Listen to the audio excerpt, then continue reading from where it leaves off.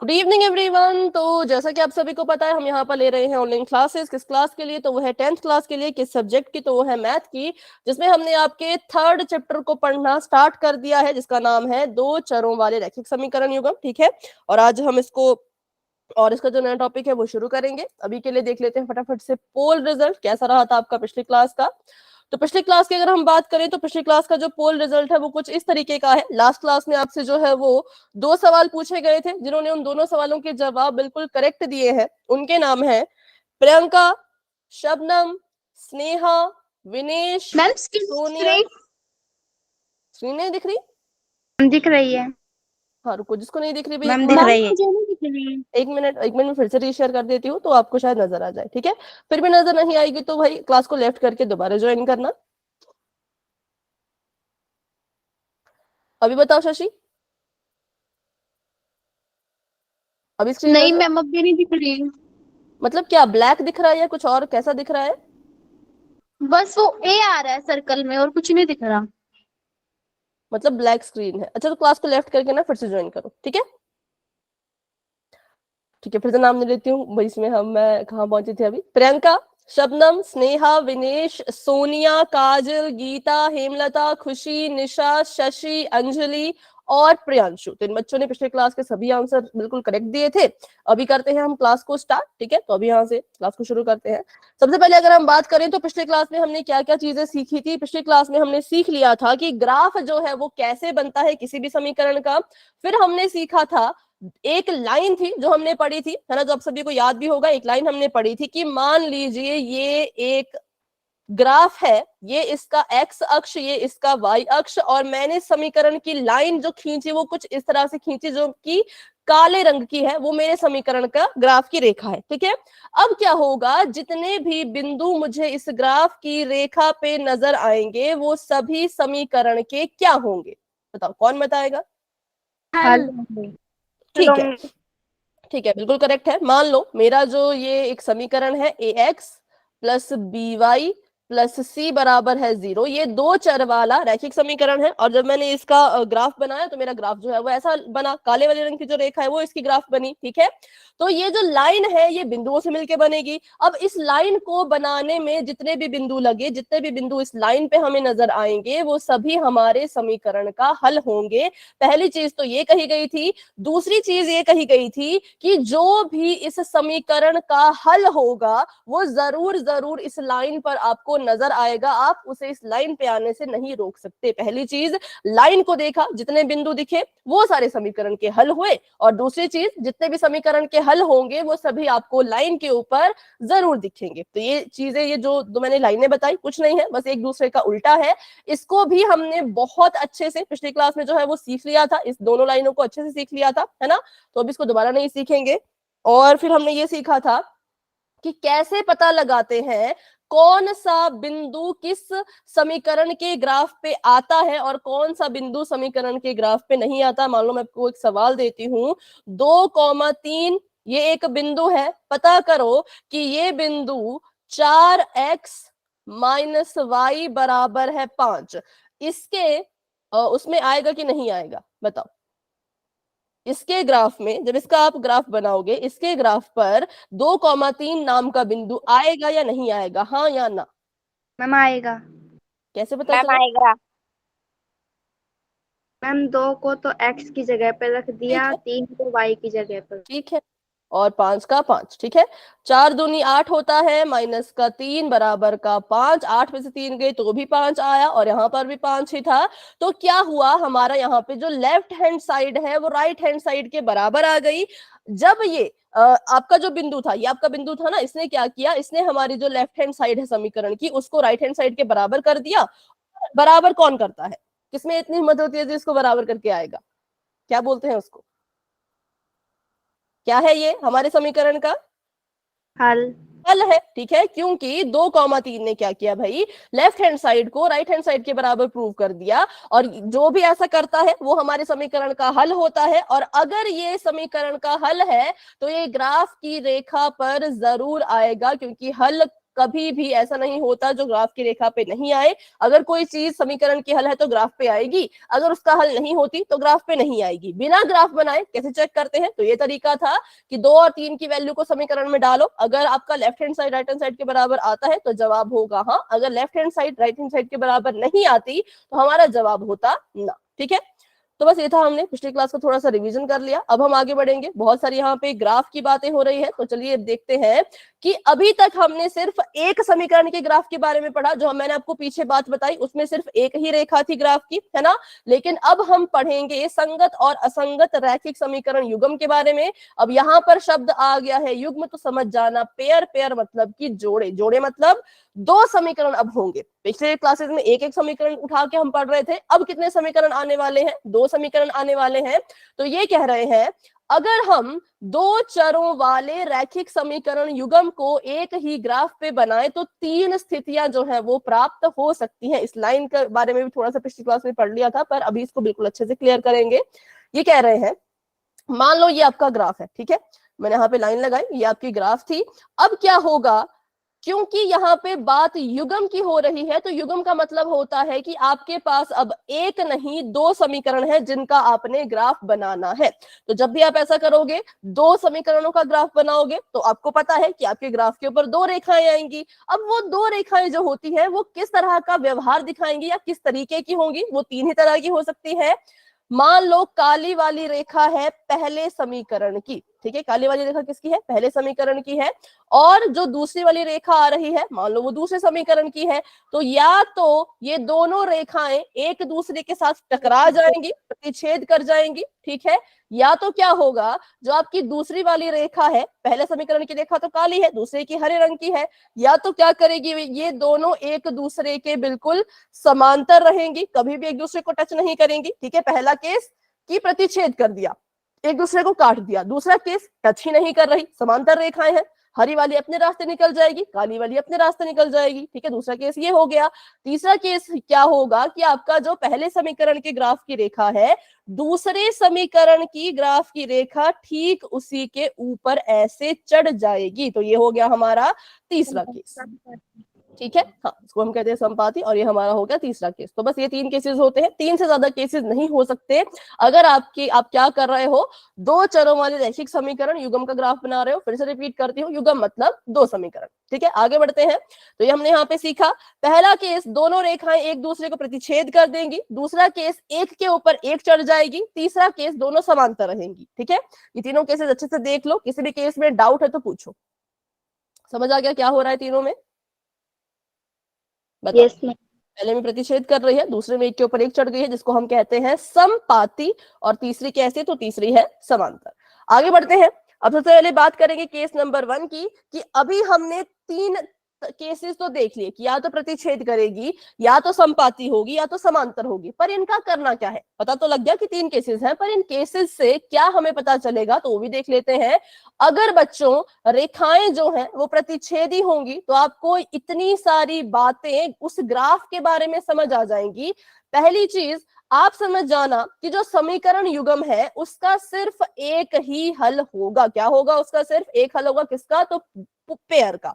जो आपने समीकरण युग्म लिखा है, 2 समीकरण उसमें लिखे गए होंगे, मैं यहाँ पे लिख लेती हूँ। मान लो कि मैंने यहाँ पे लिखा 3x - 4y बराबर है 10, और यहाँ पे मैंने लिखा 4x - 3y बराबर है 5। ये दोनों समीकरण थे, इन दोनों समीकरण का मैंने ग्राफ बनाया। कैसा बना, प्रतिच्छेदी बना, मान लो। ठीक है, अभी मुझे नहीं पता कैसा ग्राफ बनेगा, मान लो कि प्रतिच्छेदी बना। तो यहां से सबसे पहली चीज हमें ये पता चली कि अगर रेखाएं प्रतिच्छेदी हैं तो सिर्फ और सिर्फ एक ही हल होगा। कितने हल होंगे, सिर्फ एक हल। अब कैसे पता करें कि एक हल है, तो कैसे पता करना, बहुत आसान है। देखो, जब रेखाओं ने प्रतिच्छेद किया तो ये कितने बिंदुओं पर टकराई, 2 बिंदु, हम एक 2 पे नहीं, बिंदु 2 नहीं, एक पे। ठीक है, क्योंकि देखो एक यहां से आ रही है, एक यहां से आ रही है, एक बिंदु पे टकराई ना। एक बिंदु इनके बीच में क्या था, एक बिंदु इनके बीच में कॉमन था, है ना। मान लो यहाँ पे जो बिंदु है वो 4,4 है, सिर्फ मानना है, मुझे नहीं पता ये बिंदु क्या है।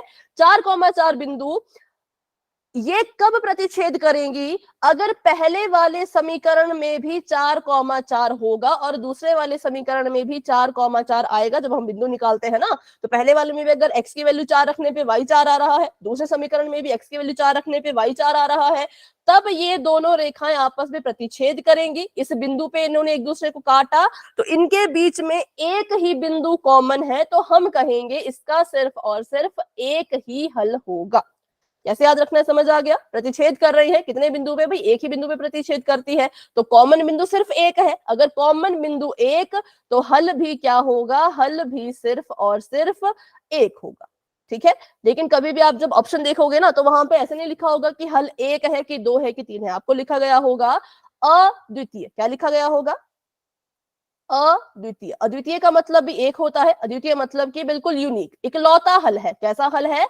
बिल्कुल इकलौता हल है। पहली चीज, एक ही हल है, और वो भी कैसा? इकलौता, क्योंकि एक ही बिंदु पे टकरा रही है ना। देखो बिंदु तो इतने सारे थे, ये भी था, ये भी था, ये भी था, यहाँ पर भी था, यहाँ पर भी था, यहाँ पर भी था, पर एक ही बिंदु पे टकराई, इकलौते बिंदु पे टकराई, तो उसको हम बोलेंगे कि इसका हल एक है, मतलब अद्वितीय हल है। भाई इसको लिख लो, कॉपी पे इसको लिख लो कि अगर रेखाएं समांतर होती हैं तो हल कैसा होता है? अद्वितीय होता है। कॉमा में एक लिख देना, एक ही हल, और उसको क्या बोलते हैं? अद्वितीय। ठीक है, चलो फिर आगे बढ़ते हैं। हल रेखाओं का प्रतिच्छेदी बिंदु होगा, ये हमने सीख लिया कि जिस बिंदु पे प्रतिच्छेद ये कर रही हैं वही इसका हल होगा। तीसरी चीज, अब क्योंकि हमें हमारे समीकरण का हल मिल चुका है, तो जिन जिन समीकरणों का आपको हल मिलता जाएगा उनको आप संगत समीकरण युग्म कहेंगे। कैसा युग्म कहेंगे? संगत समीकरण युग्म। ध्यान रखना भाई, इससे जो है वो एग्जाम में अलग अलग तरह के क्वेश्चन आते हैं। आपसे ऐसा पूछा जा सकता है, बताओ ये जो आपने यहाँ पे समीकरण लिखे हैं ये संगत है कि नहीं है, है ना। आपको पूछा जा सकता है कि बताओ इसकी रेखा अगर समांतर है तो फिर क्या कहते हैं इसको, तो फिर इसके हल कितने होंगे, कुछ भी आपसे पूछ सकते हैं। तो आपको ये सारी चीजें जो है वो पता होनी चाहिए। अभी मुझे बताओ किसको ये सब कुछ समझ आ गया और किसको अभी भी डाउट है? Yes ma'am. यस सभी मैम। यस। सभी को क्लियर हो गया? ठीक है, चलो आगे बढ़ते हैं। Yes ma'am. हाँ खुशी कुछ कह रहे हो? आपकी वॉइस नहीं आई। यस मैम कह रही थी वो। क्या? चलो Yes. तो फिर बढ़ते हैं आगे। अब बात करते हैं केस नंबर 2 की। अब केस नंबर 2 का मतलब है संपाती। संपाती मतलब को इंसिडेंट। तो पहले तो मुझे ये बताओ, अगर ये को इंसिडेंट है, एक के ऊपर एक चढ़ रही है, तो इनके पास कितने बिंदु कॉमन होंगे? अनेक। सभी का आंसर यही है, बताओ। 0। और 0। ठीक है, कोई कह रहे हैं 0। क्या पूछा था आपने? मेरा सवाल ये है कि अगर रेखाएं जो है वो एक के ऊपर एक चढ़ रही हैं, जैसे यहाँ पे चढ़ी है ना लाल के ऊपर नीली, तो इनके बीच में कितने बिंदु कॉमन होंगे? अनेक। एक। चलो देखते हैं देखते हैं। सबसे पहली चीज, ये एक दूसरे के ऊपर कब चढ़ेंगी? जब इनके बिंदु सेम आएंगे। ठीक है, कब एक दूसरे के ऊपर ये चढ़ेगी? जब इनके बिंदु सेम आएंगे। तो मतलब यहां पर बिंदु था मान लो 3,4, x का 3 y का 4। अब नीले रंग की रेखा भी यहां पर है, लाल रंग की रेखा भी यहां पर आई, इस बिंदु से गुजरी है ना। जो नीले रंग की रेखा है, जो लाल रंग की रेखा है, वो दोनों ही रेखाएं इस बिंदु से गुजर रही हैं। इसका मतलब ये बिंदु दोनों में कॉमन था। अब यहाँ पे भी तो कुछ होगा ना, एक बिंदु तो ये हो गया, दूसरा बिंदु यहाँ पे बनाओ तो इसका भी तो कुछ नाम निकल के आएगा। मान लो ये है 4,3। ठीक है, ये है 4,3। तो अब लाल और नीली दोनों रेखाएं क्या कर रही हैं? इससे साथ में गुजर रही हैं, तो मतलब ये भी इनके बीच में कॉमन है। एक रेखा पर तो ऐसे हजारों करोड़ों अनगिनत बिंदु बनाए जा सकते हैं। ये तो मैंने बिंदु थोड़े से बड़े बनाए, अगर मैं इससे भी छोटे बिंदु बनाऊं तो और बिंदु बनेंगे, उससे भी छोटे बिंदु बनाऊं तो और बिंदु बनते जाएंगे। तो कितने सारे बिंदु यहाँ पे बन सकते हैं जो क्या है, लाल और नीली रेखा के लिए कॉमन है। तभी तो दोनों एक ही रास्ते पे चल रही है ना। जब उनका बिंदु ही सेम है तो रास्ता भी तो सेम होगा। तो अभी बताओ अब कितने बिंदु कॉमन हुए? अनेक।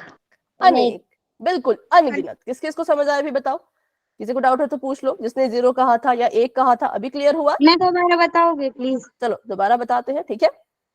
चलो मैंने यहाँ पे जो है वो एक रेखा, चलो इसको ग्राफ की तरह बताती हूँ। एक यहाँ पे मैंने एक ग्राफ का वो तैयार कर लिया है फॉर्मेट, और यहाँ से एक रेखा जा रही है नीले रंग की, ठीक है। जो नीले रंग की रेखा है, इसका जो ये वाला बिंदु है ये है 2,3, ये वाला बिंदु है इसका 4,2, ये वाला बिंदु मान लीजिए 5,0, ये वाला बिंदु मान लो 1,4, ठीक है। एक नहीं, हाँ एक होगा ये 4, 3, 2, और ये 1, 2, 3, 4, 5। कुछ तो गड़बड़ हुआ।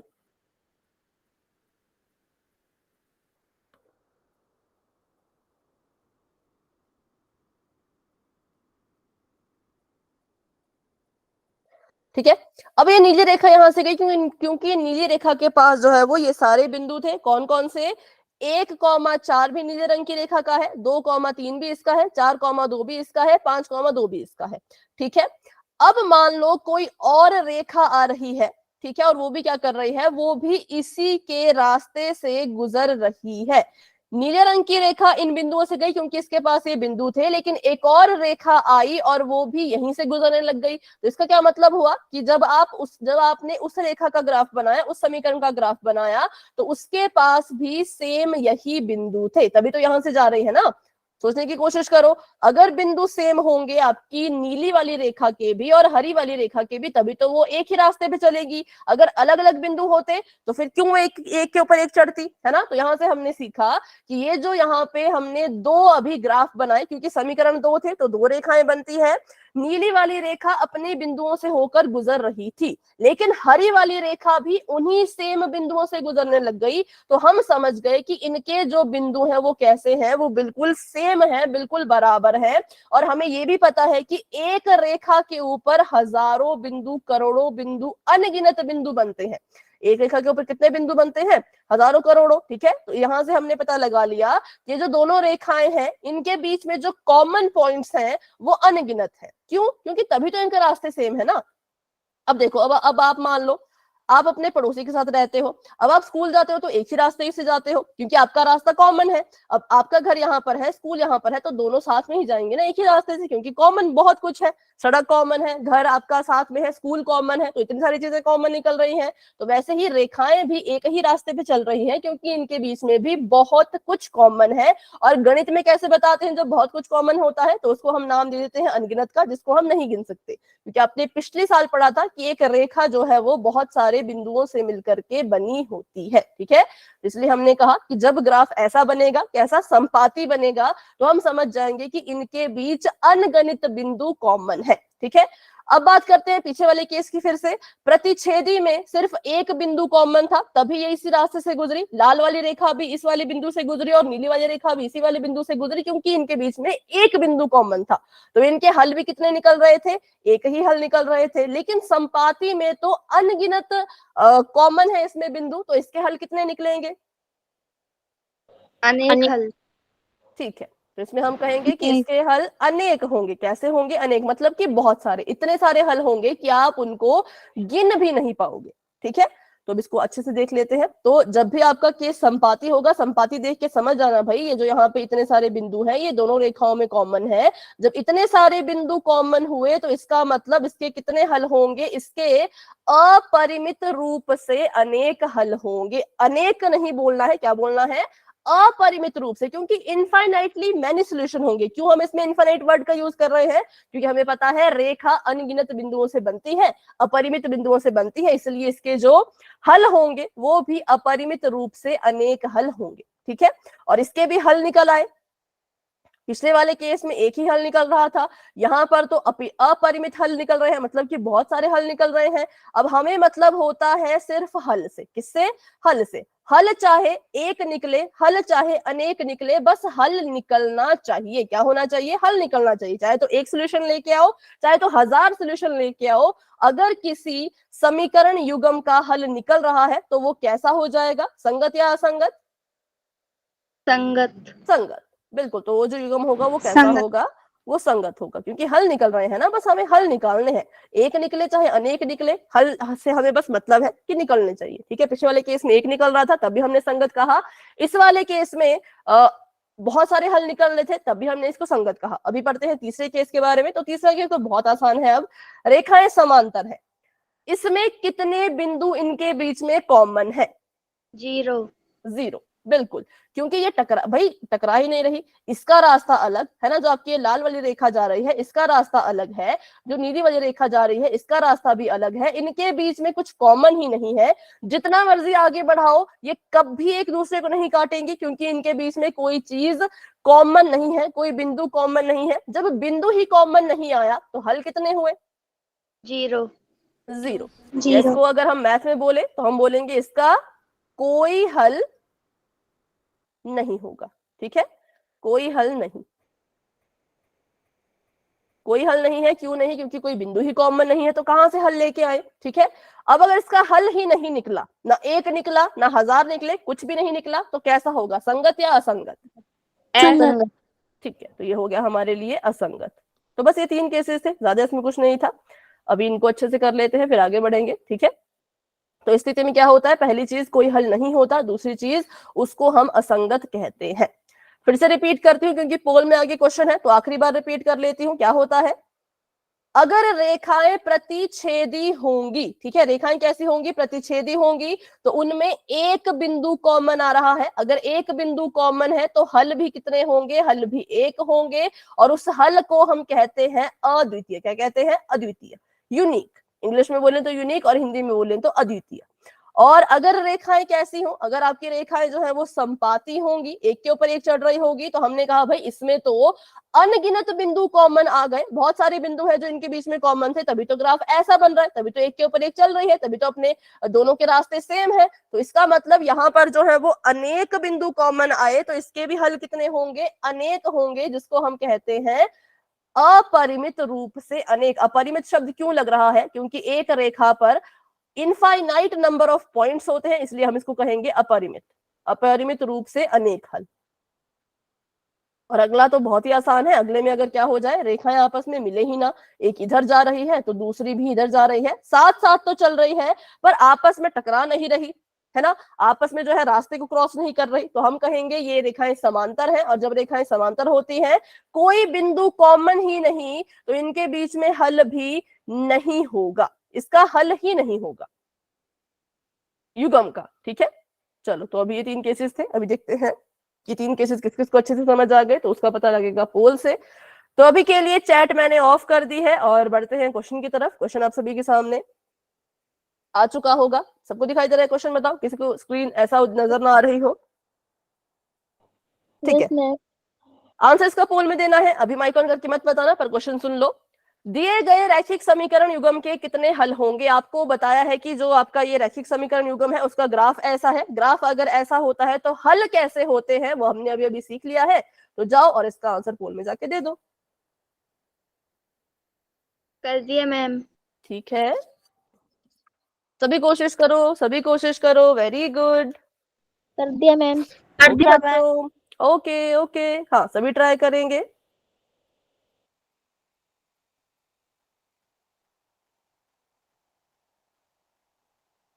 कर दिया मैम। ओके बेटा, सभी जाओ, सभी जाओ पोल सेक्शन में आंसर करने। 11 बच्चों ने आंसर दे दिया है, क्लास में हमारे पास 19 बच्चे हैं और 8 बच्चे अभी भी रहते हैं। बिल्कुल सिंपल है, बस देखना है और आंसर करना है। कर जब दिया केस, मैम। ओके बेटा, जब केस प्रतिच्छेदी है तो इसके हल कैसे होंगे ये आपने बताना है। 4 ऑप्शन दिख रहे हैं। पहला ऑप्शन है अद्वितीय, दूसरा ऑप्शन है कोई हल नहीं होगा, तीसरा ऑप्शन है अपरिमित रूप से अनेक हल होंगे, चौथा ऑप्शन है इनमें से कोई नहीं। 15 बच्चों ने आंसर दे दिया, क्लास में हमारे पास 20 बच्चे हैं, तो 5 बच्चे अभी भी रहते हैं। अब भाई कौन है वो 5 बच्चे जो आंसर नहीं कर रहे? सभी आंसर मैंने करो। कर दिया। ठीक है, 16 बच्चों के आंसर आ चुके हैं, 4 बच्चे अभी भी रहते हैं। तो बहुत सिंपल सवाल है, इसमें ज्यादा कुछ सोचने की जरूरत भी नहीं है, देखना है और आंसर करना है। तो इसलिए मैं अभी कर रही हूँ 10 सेकंड्स का वेट। जिन्होंने आंसर नहीं दिया होगा प्लीज पोल में आंसर दे देना। ठीक है, 10, 9, 8, 7, 6, 5, 4 3 2 1। तो अभी के लिए पोल हो चुका है एंड। और इसका रिजल्ट देखते हैं अभी। तो अभी भी कुछ कुछ बच्चों ने गलत किया है। क्यों भाई? अगर नहीं समझ आया तो पूछो ना, अगर आपको नहीं पता लगता है आंसर आएगा।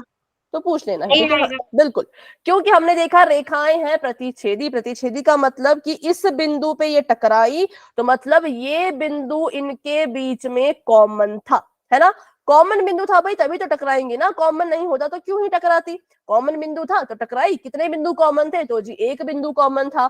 अगर एक बिंदु कॉमन है तो हल भी कितने होंगे? हल भी एक ही होगा। और उसको गणित में क्या कहते हैं? उसको गणित में कहा जाता है अद्वितीय हल। क्या कहा जाता है? अद्वितीय हल। इसलिए option number A is the right answer. मैंने आपको इसलिए कहा था कि कॉपी पे लिख लो, क्योंकि आपको नहीं याद रहेगा कि एक हल को क्या कहते हैं। तो एक हल को कहते हैं अद्वितीय हल, इसलिए option number A is the right answer. ठीक है, तो जब प्रतिच्छेदी होगी रेखाएं तो एक ही हल होगा और वो होगा अद्वितीय, मतलब बिल्कुल यूनिक। तो अभी के लिए चैट फिर से ऑफ हो चुकी है। बढ़ते हैं अगले सवाल की तरफ।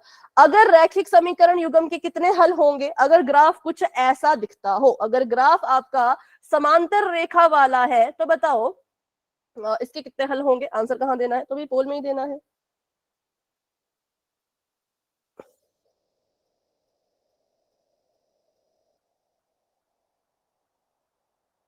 कर दिया मैम।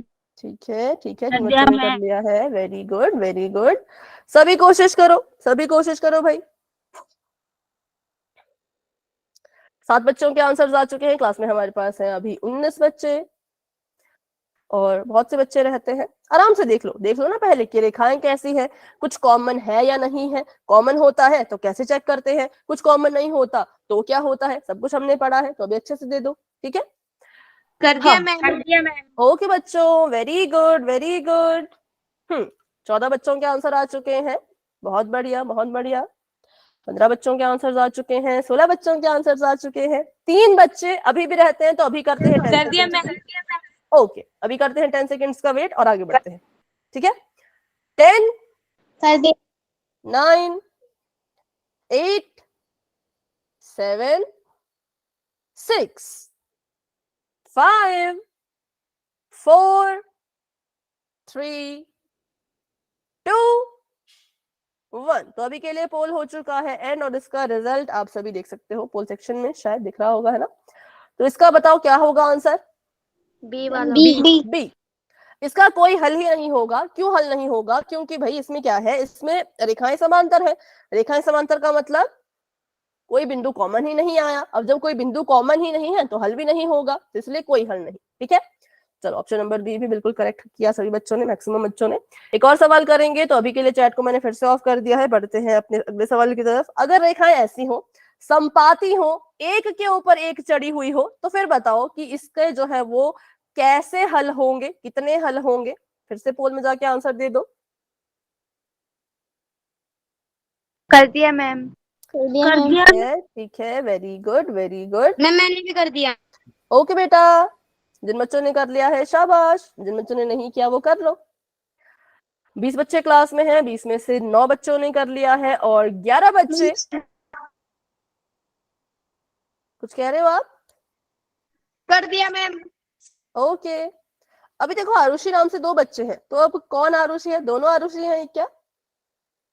कर दिया मैम। बताओ, पहले मेरे सवाल का कर जवाब दिया दो। मैम। पहले मेरे सवाल का जवाब दो पहले। कर दिया कौन आरुषि है वो अपना नाम ले। मैम। मैं हूँ आरुषि। तो फिर जो दूसरे नाम से है आरुषि के नाम से, वो कौन है? वो साधना है। साधना है, ठीक है। चलो 18 बच्चों को। सही है। क्या हो गया? कितने बच्चों का सही है? अभी देखेंगे थोड़ी देर में, ठीक है? अभी 10 सेकंड का वेट करते हैं, फिर आगे बढ़ते हैं। 10 9 8 7 6 5 4 3 2 1। तो अभी के लिए पोल हो चुका है एंड। इसका रिजल्ट आपको दिख रहा होगा पोल सेक्शन में। मैम सी। देखते हैं भाई, देखते हैं। बिल्कुल, क्योंकि ये रेखाएं संपाती थी। संपाती मतलब एक के ऊपर एक चढ़ रही हैं। क्यों ऐसा हो रहा है? क्यों ये एक ही रास्ते पे चल रही हैं? क्योंकि इनके बीच में जितने भी बिंदु हैं वो सारे के सारे कॉमन हैं और जितने बिंदु कॉमन है, मतलब बहुत सारे बिंदु कॉमन है, जिसको हम इनफाइनाइट भी कह सकते हैं, अपरिमित भी कह सकते हैं, इसलिए इसके जो हल होंगे वो भी अपरिमित होंगे, क्योंकि इसमें अपरिमित रूप से कई बिंदु कॉमन है। ठीक है, चलो तो अभी हमने 3 केसेस पढ़े। इसका ऑप्शन नंबर सी करेक्ट है, इसकी आंसर स्लाइड नहीं है तो यहीं पे समझ जाओ, सी इज द राइट आंसर। चलो अब ये कह रहे हैं कि अभी आपने पढ़ा कि जब आप 2 समीकरणों का ग्राफ बनाओगे तो क्या होगा, 3 केसेस होंगे। ठीक है, लेकिन आपसे ये पूछ रहे हैं कि क्या हम समीकरण को देख के बता सकते हैं कि भाई रेखाएं कैसी होंगी और समीकरण युग्म के कितने हल होंगे, बिना ग्राफ बनाए सिर्फ समीकरण को देख के बताना है कि रेखाएं कैसी होंगी। क्या बता सकते हैं, हाँ या ना? मैम कैसे बता सकते हैं, बताओ कैसे बता सकते हैं, सोचो। जवाब तो ठीक है, बता सकते हैं, पर कैसे? मैम जो बराबर होंगे जनरल फॉर्म से। जनरल फॉर्म से, ठीक है। और ठीक है, तो बताते, थोड़ा बहुत आपको पता था, अभी आगे थोड़ा बहुत और सीखेंगे। मान लो ये आपके पास 2 समीकरण है। अच्छा पहले तो 1 मिनट, अच्छा आरुषि के नाम से जो है ना, आप दोनों का ही नाम बिल्कुल सेम हो गया है, मतलब एक एक स्पेलिंग, एक एक वर्ड, तो पहचानने में दिक्कत हो जाएगी, क्योंकि जब आपकी लिस्ट बन के आती है तो आपका दोनों का नाम सेम ही आएगा, तो किसी एक को अपना नाम चेंज करना पड़ेगा। तो देखना भी गूगल मीट पे नाम कैसे चेंज करते हैं, ठीक है, उसको चेंज करके कुछ और रख लेना। Yes ma'am. ठीक है, चलो तो अभी आगे बढ़ते हैं। ये मान लो हमने 2 समीकरण लिख लिए, और अब हम क्या करेंगे, अब इन समीकरणों को देख के, ठीक है, हम देखेंगे कि कौन सा केस होगा। मतलब अब समीकरण को देख के भी 3 केस निकलेंगे। पहली चीज, ग्राफ जब बना रहे थे तब भी 3 केस निकल रहे थे, अब जब समीकरण को देखोगे और उनकी तुलना करोगे तब भी 3 केस निकलेंगे, और इन 3 केसेस से आपको पता चल जाएगा कि रेखा कैसी आने वाली है, रेखा समांतर आने वाली है या संपाती आने वाली है या फिर प्रतिच्छेदी आने वाली है। तो बहुत आसान है, बिल्कुल अच्छे से करेंगे। ठीक है, बढ़ते हैं आगे। सबसे पहले हम बात करते हैं पहले केस का। सबसे पहले हम समीकरण लिख लेते हैं, तो मैंने यहाँ पे एक समीकरण लिखा, 4x जमा 8y जमा 5 बराबर है 0, और दूसरा समीकरण मैंने यहाँ पे लिखा 8x जमा 16y जमा 15। ठीक है, दूसरा समीकरण मैंने यहाँ पे लिखा। अच्छा थोड़ा सा गलत हो गया, रुको, इसको अगर मैं यहाँ पे कर दूं 24। चलो अब हमने क्या करना है, जैसा आपने बताया था, बिल्कुल सही बताया था कि हमें इसके मानक रूप को लिखना है, और मानक रूप से हमें वैल्यूज पता करनी है। किसकी किसकी, तो वैल्यूज पता करनी है A1 की, B1 की, C1 की, और वैल्यू पता करनी है A2 की, B2 की और C2 की। बताओ A1 B1 C1 की वैल्यू क्या है? मैम A1 की 4, B1 की 8, C1 की 5। C1 की ठीक है, 5। ठीक है, A1 की 4 है, B1 की 8 है, C1 की 5 है। A2 B2 C2?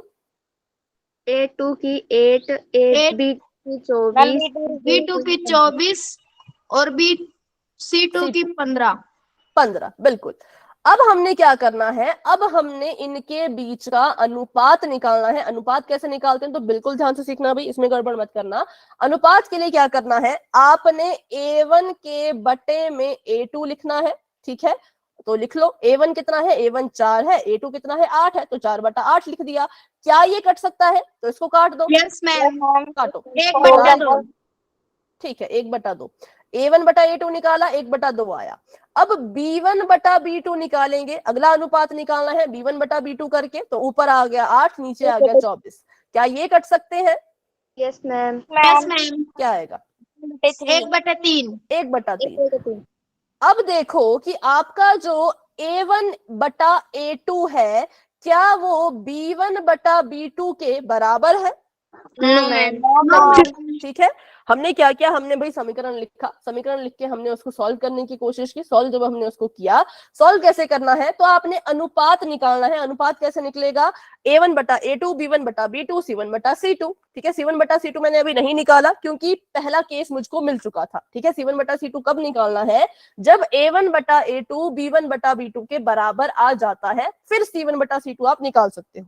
लेकिन जब मैंने इसको निकाला तो मैंने देख लिया कि यहाँ पे तो भाई केस पहले ही खराब हो चुका है। क्या हो गया, जो मेरा a1 बटे में a2 था वो बराबर नहीं आया b1 बटा b2 के। तो यहां से मुझे पता चल जाएगा कि मेरा जो ग्राफ होगा वो प्रतिच्छेदी रेखा होगी। कैसी होगी, प्रतिच्छेदी रेखा। मतलब आपको बस इतना पता करना है, अगर a1 बटा a2 b1 बटा b2 के बराबर नहीं आता है तो आप समझ जाना कि रेखा कैसी होगी, ग्राफ कैसा बनेगा, ग्राफ जो है वो प्रतिच्छेदी बनेगा। अब जिसको ये याद नहीं होता तो उसके लिए एक छोटी सी ट्रिक है, आप ट्रिक समझ के भी इसको याद कर सकते हो। अब a1 बटा a2 एक दूसरे के बराबर नहीं आए तो मतलब इनके बीच में लड़ाई हो गई। ठीक है, बच्चों की तरह समझा रही हूँ, बिल्कुल छोटे बच्चों की तरह। मान लो a1 बटा a2 b1 बटा b2 के बराबर नहीं आ रहे थे, इनके बीच में लड़ाई हो गई। अब जब लड़ाई हो गई तो दोनों एक दूसरे से लड़ने लगे, मतलब ये आपस में टकरा गए। लड़ाई होती है तो धक्का मुक्की तो होती है ना भाई, एक दूसरे को मारते पीटते हैं, भाई बहन तो मारते पीटते हैं। तो क्या होगा, a1 बटा a2 b1 बटा b2 के बराबर नहीं आया, मतलब लड़ाई हो गई। लड़ाई हो गई तो वो लड़ने लग गए, लड़ने लग गए मतलब एक दूसरे से टकरा गए। ठीक है, ऐसे भी याद कर सकते हो करना चाहो तो, लेकिन जिसको याद रहता है बहुत अच्छी बात है, तब तो आपको ट्रिक विक की जरूरत है नहीं। पर जिसको याद नहीं रहता इस तरह से याद रख लेना कि a1 बटा a2 b1 बटा b2 के बराबर नहीं है, मतलब कुछ लड़ाई हुई है। लड़ाई हुई है तो वो एक दूसरे से टकराएंगे, और जब टकराते हैं तो हमें पता है रेखाएं कैसी बनती है, रेखाएं प्रतिच्छेदी बनती है। कैसी बनती है, प्रतिच्छेदी। अब आपको रेखा का पता लग गया है, तो अब बताओ भाई, रेखा अगर प्रतिच्छेदी है तो हल कैसा होगा, एक हल। क्या बोलते हैं उसको, अपरिमित, नहीं अपरिमित नहीं बोलते, अद्वितीय, अद्वितीय। बिल्कुल, तो हल हो जाएगा अद्वितीय। एक हल निकल के आ रहा है क्योंकि रेखा प्रतिच्छेदी है, इसका मतलब हल होगा अद्वितीय। अब इसके हल निकल रहे हैं तो ये संगत है कि असंगत है, मैम संगत, संगत है। बिल्कुल, इसको हम संगत कहेंगे क्योंकि हमें हल से मतलब है। हल एक निकले, हजार निकले, अनेक निकले, हमें कोई फर्क नहीं पड़ता, हल बस निकलना चाहिए, निकल रहा है तो संगत है। तो पहला केस ये हो गया, जब a1 बटा a2 b1 बटा b2 के बराबर नहीं आता तो समझ जाना रेखाएं प्रतिच्छेदी होंगी। रेखाएं प्रतिच्छेदी है तो एक ही हल होगा, और एक हल है तो संगत होगा। ठीक है, चलो आगे बढ़ते हैं। अब बात करते हैं केस नंबर 2 की। तो केस नंबर 2 के लिए लिख लेते हैं फिर से समीकरण। मैंने यहाँ पे लिखा है 15x 5x माइनस का निशान, जमा का निशान,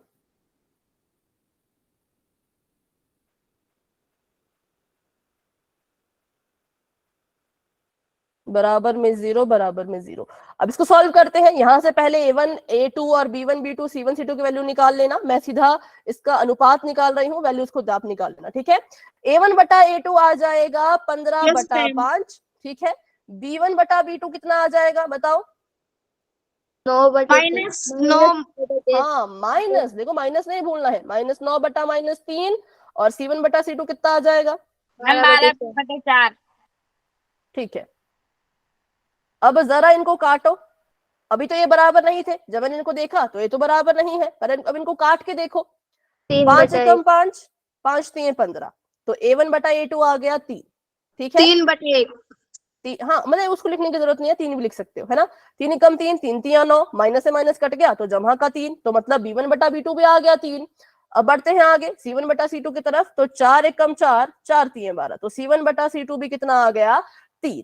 अब तीनों यहाँ पे कैसे आए, तीनों यहाँ पे बराबर आए। जब क्या होगा, जब आपका a1 बटा a2 b1 बटा b2 और c1 बटा c2 तीनों ही बराबर आ जाएंगे तो रेखाएं कैसी हो जाएंगी, मैम संपाती, संपाती। बिल्कुल ठीक है, ऐसी हो जाएंगी, संपाती हो जाएंगी। तो जिसको याद रहता है अच्छी बात है भाई, पर जिसको याद नहीं रहता तो यहाँ पे भी ट्रिक सीख सकते हो कि भाई a1 बटा a2 b1 बटा b2 c1 बटा c2 बराबर है, मतलब इन तीनों में बहुत गहरी दोस्ती हो गई है। अब तीनों एक जैसे है ना, और जो एक जैसे होते हैं वो तो हमेशा दोस्त बन जाते हैं, तो तीनों बराबर आ गए, तीनों के बीच में दोस्ती हो गई। दोस्ती इतनी गहरी हो गई कि वो क्या करने लग गए, एक दूसरे की पीठ पे चढ़ के जाने लगे। इतनी गहरी दोस्ती है कि एक दूसरे की पीठ पे चढ़ के जा रहे हैं। आराम से मजे करते हुए, ठीक है। तो ऐसा आपको याद रह जाएगा कि रेखाएं कैसी हो जाएंगी, समपाती। तीनों बराबर आ गए, तीनों में दोस्ती हो गई है, दोस्ती इतनी गहरी है कि एक दूसरे की पीठ पे चढ़ के जा रहे हैं, बिल्कुल आराम से, बिल्कुल मजे से, ठीक है। दूसरा केस भी याद हो गया कि जब तीनों बराबर हो गए तो समपाती रेखाएं होंगी। अब रेखा अगर समपाती है तो बताओ हल कैसे होंगे? अनेक हल। अनेक, बिल्कुल, अपरिमित रूप से अनेक हल, अपरिमित रूप से अनेक हल या अपरिमित हल बोल दो, अनेक नहीं बोलना, अपरिमित बोल दो, क्योंकि अपरिमित शब्द आपको एग्जाम में देखने को मिलेगा, अनेक शायद एग्जाम में ना मिले, ठीक है। तो अपरिमित हल होंगे। अगर हल अपरिमित है, हमें हल से मतलब है ना भाई, हल निकल रहे हैं, एक निकले चाहे अनेक निकले, कैसा होगा? संगत क्या असंगत? संगत। संगत, संगत। ठीक है, बिल्कुल करेक्ट है, बिल्कुल करेक्ट है। तो ये था हमारा दूसरा केस। अब बढ़ते हैं आगे तीसरे केस की तरफ। तीसरा केस कह रहा है कि जब क्या हो जाए, a1 बटा a2 b1 बटा b2 के बराबर आ जाए पर c1 बटा c2 बराबर नहीं आए तो क्या होगा? तो रेखाएं समांतर होंगी। तो इसका भी एक एग्जांपल ले लेते हैं। मैंने यहाँ पे लिखा 2x 3x माइनस का निशान,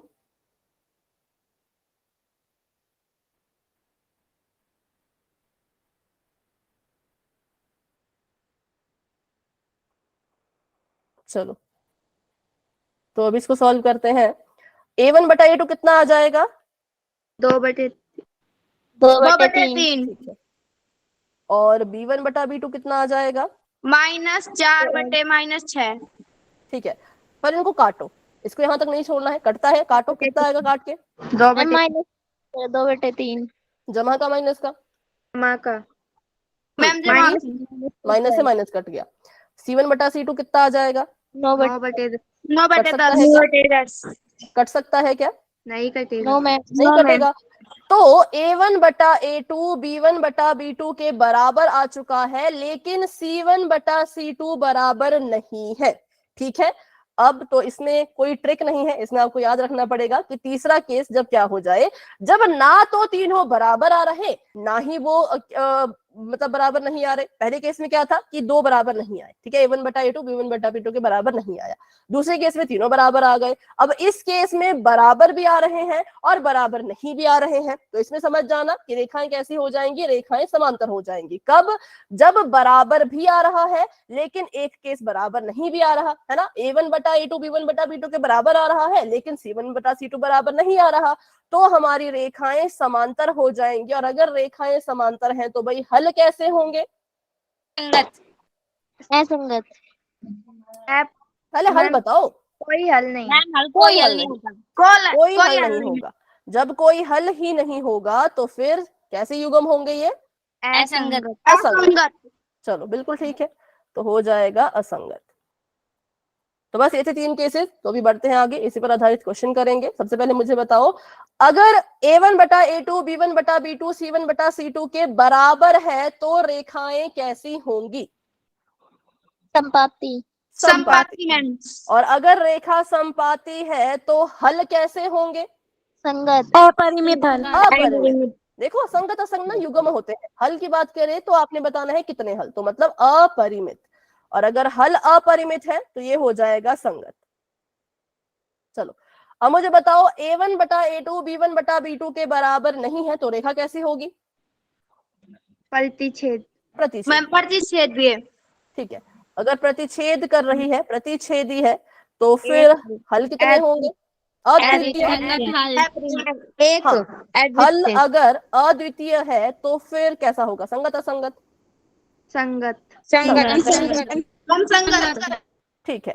और a1 बटा a2 बराबर है b1 बटा b2 के, पर बराबर नहीं है c1 बटा c2 के, तो रेखाएं कैसी होंगी? समांतर। और अगर रेखा समांतर है तो हल कैसे होंगे? कोई हल नहीं होगा।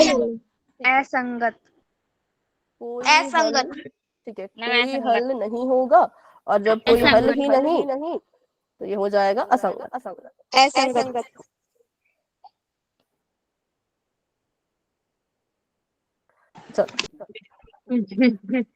माइक ऑफ कर दो भाई, माइक ऑफ कर दो। अभी ये था पूरा जो भी हमने सीखा, उसका पूरा एक समरी है ये। इसका स्क्रीनशॉट लेना है, स्क्रीनशॉट ले लो फटाफट से, क्योंकि जरूरी है ये।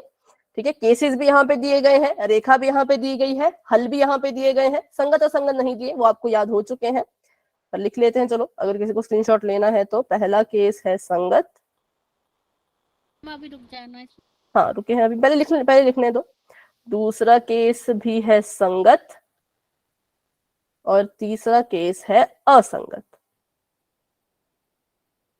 ठीक है, जब इसका स्क्रीनशॉट ले लो तो फिर मुझे बता देना, फिर हम आगे क्वेश्चंस करेंगे पोल में। मैम ले लिया मैम, सभी ले ने? लिया ma'am. Yes yes ma'am. Ma'am.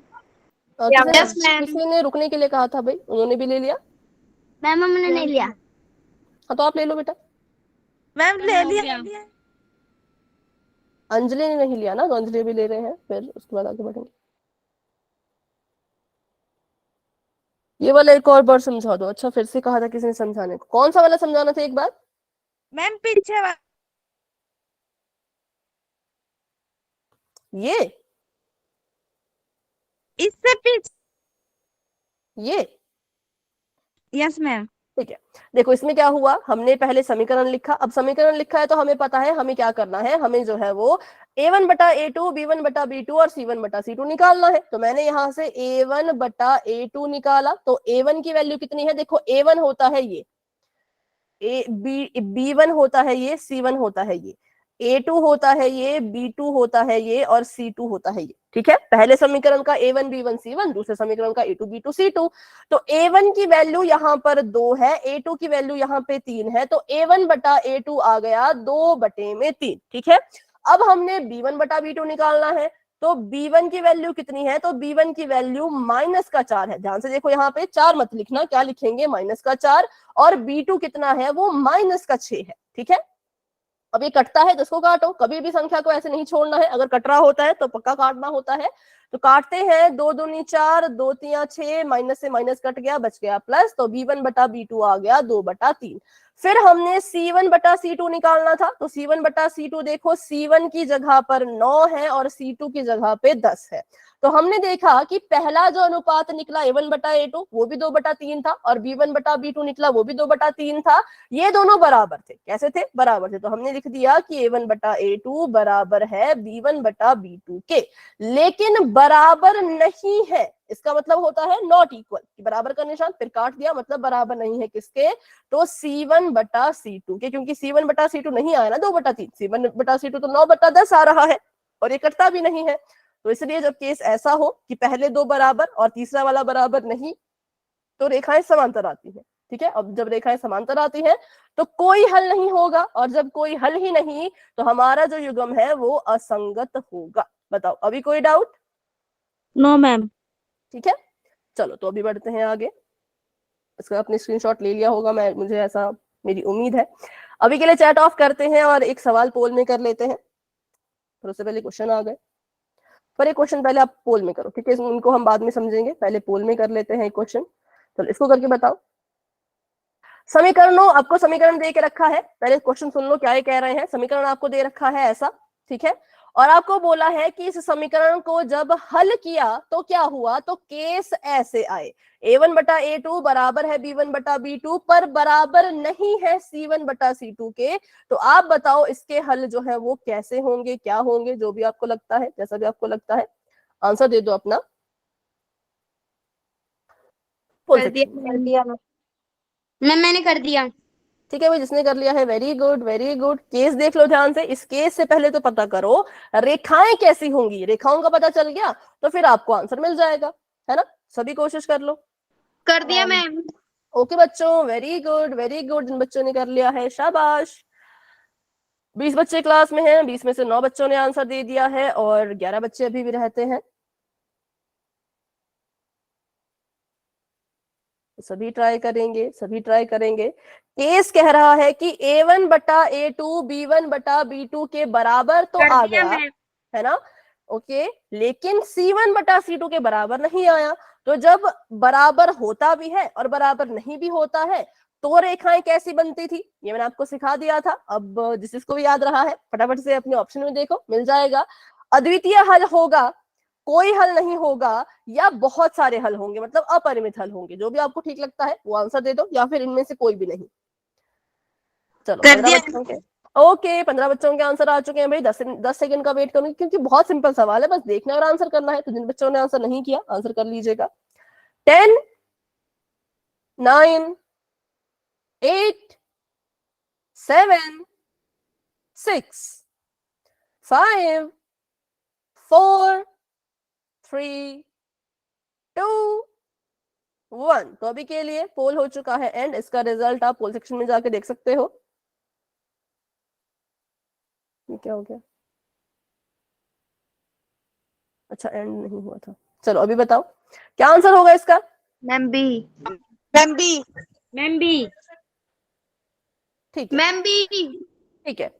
हमने देखा कि कोई हल नहीं होगा मैम। हमने केस देखा, बराबर आ भी रहे थे, बराबर नहीं भी आ रहे थे। तीसरा केस है, तीसरे केस का मतलब रेखाएं समांतर होंगी, और जब रेखाएं समांतर होती हैं तो कोई भी हल नहीं होता है। तो option number B is the right answer. जब A1 बटा A2 बराबर है B1 बटा B2 के, पर बराबर नहीं है C1 बटा C2 के, तो रेखाएं समांतर होती हैं और समांतर रेखाओं का कोई हल नहीं होगा क्योंकि कोई चीज कॉमन ही नहीं है। तो अभी फिर से चैट ऑफ हो चुकी है और हम बढ़ते हैं अपने अगले सवाल की तरफ। इस सवाल को ध्यान से करना, ये रियल क्वेश्चन है क्लास का, ये पोल के रिजल्ट में आएगा। ये कह रहे हैं अगर आपके समीकरण आपको दिए गए हैं और उनको जब सॉल्व किया तो क्या हुआ, A1 बटा A2 B1 बटा B2 C1 बटा C2 तीनों ही बराबर आए। इतनी गहरी दोस्ती है भाई इनके बीच में कि तीनों बराबर आ गए। तो पता लगाओ रेखाएं कैसी होंगी। रेखाएं पता चल गई तो पता लगाओ कि हल कैसे होंगे और कितने होंगे। ठीक है, कर दिया मैम। ओके बच्चों, वेरी गुड वेरी गुड। मैंने कर दिया। हाँ तीनों बराबर है। A1 बटा A2 B1 बटा B2 के बराबर है और आगे वो C1 बटा C2 के भी बराबर आ रहा है। तीनों ही बराबर आ रहे हैं एक दूसरे के, है ना। तो सोचो रेखाएं कैसी होंगी। एक बार रेखाओं का पता लग गया फिर हल तो आपको चुटकियों में मिल जाएंगे। कर दिया ma'am. Very good very good. सभी कर कोशिश करो। दिया मैम। बहुत अच्छे, बहुत बढ़िया, सभी ट्राई करते रहो भाई। 20 बच्चे क्लास में हैं, 10 बच्चों ने आंसर दे दिया है। Very good very good. कर दिया मैम। ठीक है ठीक है। 13 बच्चों के आंसर आ चुके हैं, 14 बच्चों के आंसर आ चुके हैं। पर अभी भी कुछ कुछ गलत आ रहे हैं भाई। ऐसा क्यों? नहीं समझ आता है तो पूछा करो ना। पूछते आप क्यों नहीं हो भाई? डाउट पूछा करो। जिनका हो चुका है वेरी गुड, 16 बच्चों ने आंसर दे दिए हैं। और अभी करते हैं 10 सेकंड का वेट क्योंकि बस देखना है और बताना है। इतनी प्रैक्टिस इसकी हमने कर ली है, देख के आंसर करना है, कुछ कैलकुलेशन भी नहीं करनी है ना। तो चलिए करते हैं 10 सेकंड का वेट और बढ़ते हैं आगे। 10 9 8। मैम रुको। ठीक है रुक जाते हैं। कितनी देर रुकना है पर थोड़ा सा जल्दी कर लो। क्वेश्चन रिपीट करती हूँ अगर आपने क्वेश्चन नहीं सुना तो। समीकरण दिए थे 3, इन्होंने बताया कि समीकरण को जब हमने सॉल्व करके चेक कर किया, दिया मैम। कर दिया, तब क्वेश्चन नहीं समझाने की जरूरत है। ठीक है, 10 9 8 7 6 5 4 3 2 1। तो पोल हो चुका है एंड, और इसका रिजल्ट आपको दिख रहा होगा पोल में ही। बताओ भाई अपना आंसर। मैम सी। बिल्कुल, बहुत इजी था। मैंने कहा जब तीनों के तीनों बराबर होते हैं मतलब इनमें होगी गहरी दोस्ती। अब दोस्ती गहरी है तो एक दूसरे की पीठ पे चढ़ के ऐसे जा रहे होंगे। इतनी गहरी दोस्ती है, बिल्कुल मजे में जा रहे होंगे। और जब मजे में जा रहे हैं तो रेखाएं हो गई संपाती। और जब रेखाएं संपाती होती हैं तो बहुत सारे बिंदु कॉमन होते हैं। जितने बिंदु कॉमन उतने हल। अपरिमित बिंदु कॉमन है तो हम कहेंगे इसके हैं अपरिमित हल। Simple. Option number C is the right answer. पर अभी भी 4 बच्चों का गलत है भाई। ऐसा क्यों है? ऐसा तो नहीं होना चाहिए। इतने अच्छे से हमने इसको सीखा फिर भी आप गलत क्यों कर रहे हो भाई? और ये आपको आया था हरियाणा बोर्ड 2017 के पेपर में। ठीक है, ऐसा मत सोचो कि पेपर में नहीं आता, बहुत कुछ आता है। कहीं से भी कुछ भी उठा के क्वेश्चन पूछ लेते हैं। तो अगर आपको पूरा नॉलेज होगा तो कभी भी गलत नहीं होगा। चैट ऑफ हो चुकी है, अगला सवाल करते हैं। अगला सवाल आपको ये दे रहे हैं कि अगर क्या हुआ A1 बटा A2 ही बराबर नहीं आया B1 बटा B2 के, मतलब इनमें हो चुकी है लड़ाई। अब लड़ाई हो गई है तो क्या होगा भाई? सोचो और आंसर देना है वही पोल में। चलिए कैसे हल होंगे उसका पता लगाओ। पता लग गया है अगर तो पोल में जाके बता दो। कर दिया मैम। ओके बच्चों, वेरी गुड वेरी गुड, बहुत कर अच्छा दिया कर रहे मैम। हो। ओके ओके, मैम सही कर दिया। क्या कर दिया बेटा? हाँ जिसने भी कर लिया अभी। Very good very good. जिन बच्चों ने कर लिया, 13 बच्चों ने कर लिया है, बहुत अच्छी बात है। 20 बच्चे हमारे पास हैं, 20 में से जो है वो 13 बच्चों ने आंसर कर दिया है, 7 बच्चे अभी भी रहते हैं, लेकिन फिर से वही बात, जल्दबाजी में गलत मत करो, आराम से देख लो। तीनों केसेस हमने पढ़ लिए हैं। ये कौन सा वाला केस है? जब ऐसा होता है तो रेखाएं कैसी होती हैं, रेखाओं का पता लग गया तो हल का पता अपने आप लग जाएगा, है ना? Yes, सभी कोशिश ma'am. करो, हाँ सभी कोशिश करो। Very good, very good. 15 बच्चों के आंसर्स आ चुके हैं और 5 बच्चे अभी भी रहते हैं। कर दिया मैं। ओके बेटा, हाँ 16 बच्चों ने कर लिया। ओके ओके, 17 बच्चों ने कर लिया। तो अभी मैं कर रही हूँ 10 सेकंड का वेट, जिसने नहीं किया हो कर लेना। 10 9 8 7 6 5 4 3 2 1। तो अभी के लिए पोल हो चुका है एंड। बताइए इसका answer. A ma'am. Ma'am A. Okay, option number A, ठीक है। आगे बढ़ते हैं। Option number A is the right answer, क्योंकि मैंने कहा था जब a1 बटा a2 b1 बटा b2 के बराबर नहीं होते हैं तो रेखाएं प्रतिच्छेदी होती हैं। अगर आपको नहीं याद रहता तो मैंने इसके लिए आपको एक ट्रिक भी बताई थी कि दोनों बराबर नहीं आ रहे मतलब दोनों लड़ रहे हैं मतलब एक दूसरे से टकरा रहे हैं, और जब एक दूसरे से टकराए तो प्रतिच्छेद हो गए, क्रॉस बन गया तो प्रतिच्छेद हो गए। ठीक है, चलो एक और सवाल करेंगे, उसको भी पोल में ही करेंगे। चलिए, तो अभी सवाल आप सभी के सामने कुछ इस तरीके का है, इसको अभी रहने देते हैं, जिसमें गलत कर दोगे आप, इसको अभी नहीं करेंगे। ठीक है, तो अभी के लिए चैट मैंने ओपन कर दी है इसमें, क्योंकि इसके लिए प्रैक्टिस करनी पड़ेगी ना पहले, तो प्रैक्टिस कर लेते हैं, फिर इसको भी कर लेंगे टाइम बचा तो। चलो इसको कर लो, तब तक ये वाला करके बताओ, ये संगत है या असंगत है, इसका पता लगाना है। पर मुझे सब चाहिए, मुझे पता चाहिए कि कौन सा केस आ रहा है, लाइनें कैसी आ रही हैं और हल कैसे होंगे, सब कुछ मुझे बताओ। समीकरण आपके सामने आपको दिख रहा होगा, ये है 5x माइनस 4y जमा 8 बराबर में 0। ये है 7x जमा 6y माइनस 9 बराबर में 0। आगे अगर मैं इसको बढ़ाऊं तो हाँ, यहाँ पे बिल्कुल ठीक लिखा है। यहाँ पे a1 की वैल्यू है 5, b1 की वैल्यू है -4 और c1 की वैल्यू है 8। मैम इसमें a2 प्रतिच्छेदी है। ठीक है, देखते हैं। a2 की वैल्यू 7 है, b2 की वैल्यू 6 है और c2 की वैल्यू है -9। भाई चिन्हों को मत भूलना, ठीक है। मैम प्रतिच्छेदी है। देखते हैं, वही देखते हैं। a1 बटा a2 निकाला तो a1 बटा a2 आ गया 5 बटे में 7। b1 बटा b2 निकाला तो कितना आएगा, पहले वो बताओ। -2/3। बिल्कुल काट के बताना है, बिल्कुल सही बताया। अगर आप -4 बटा 6 बोलते तो मुझे लगता है कि अभी तक आपको समझ नहीं आया होगा, बट काट के बताया तो बिल्कुल सही है। कभी भी बिना काटे नहीं बताना है, हमेशा इसको काटो फिर चेक करो। -2/3 आया। अब देखो तो अब क्या हुआ, a1 बटा a2 b1 बटा b2 के बराबर जो है वो नहीं आ रहा है, और जब ये बराबर नहीं होते हैं तब रेखाएं कैसी होती हैं, प्रतिच्छेदी। प्रतिच्छेदी। बिल्कुल, प्रतिच्छेद करेंगी, टकराएंगी आपस में, टकरा गई तो प्रतिच्छेद हो गई, एक बिंदु पे टकराई है ना, तो एक बिंदु पे टकराई मतलब कॉमन एक बिंदु है, एक बिंदु कॉमन है तो हल भी कैसा होगा, एक ही होगा, और उसको हम कहते हैं अद्वितीय। ठीक है, उसको हम कहते हैं अद्वितीय। अब अगर हल इसका एक निकल के आ गया तो उसको हम क्या कहेंगे, ये कैसा है, संगत। बिल्कुल, ये कैसा है, तो ये संगत है। तो बस अभी इसको यहीं तक रखते हैं क्लास को। अभी किसी के मन में डाउट है, देखो किसी को अगर a1 b1 c1 a2 b2 c2 निकालना नहीं आ रहा तो क्लास में बन के मुझसे पूछो, क्लास में रह के मुझसे पूछो। लेकिन अगर सब समझ आ गया तो आप क्लास को लेफ्ट बच्चों कर सकते हो। तो अभी के लिए good night and bye bye, मिलते हैं अपनी अगली क्लास में।